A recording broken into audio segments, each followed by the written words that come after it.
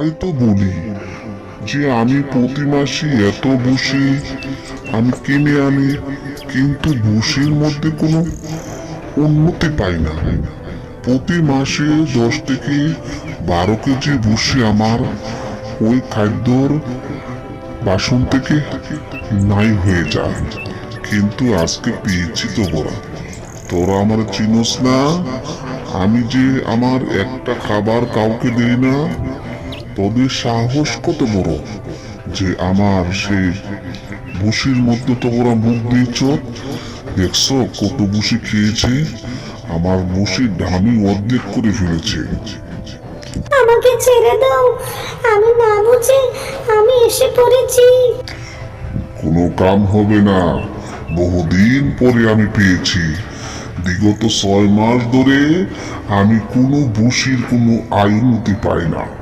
প্রতি মাসে ভুসি কিনি, কিন্তু ভুসি থেকে তুই চালাক ইঁদুর 4 থেকে 5 কেজি ইঁদুর, 4 থেকে 5 কেজি ইঁদুর তুই ভুসি খেয়ে ফেলস। আজকে তোকে কে বাঁচাবে?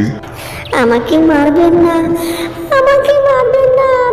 আমি ভুল করে আমি এসেছি, আমাকে মুখ খুলে বলেছে। আসলে আমি আইতে চাই নাই, মুখ খুলে বললো যে আমি সকালবেলা অনেক খাদ্য খেয়ে এসেছি, তুই যা, তুইও খেতে পারবি। মকবুলের কথাই তুই এখানে এসেছস। এখন লালি কি মকবুলে খাবে না তুই খাবি? এখন লালি তো পড়বে তোর পিঠের মধ্যে। আমাকে মারবেন না, আমি ভুল করেছি। আমি আর কোনোদিন আপনার বাড়িতে থাকবো না। আমি এই বাড়ি ছেড়ে অন্য বাড়িতে চলে যাব, মারবেন না। তোকে মারবো না মানে?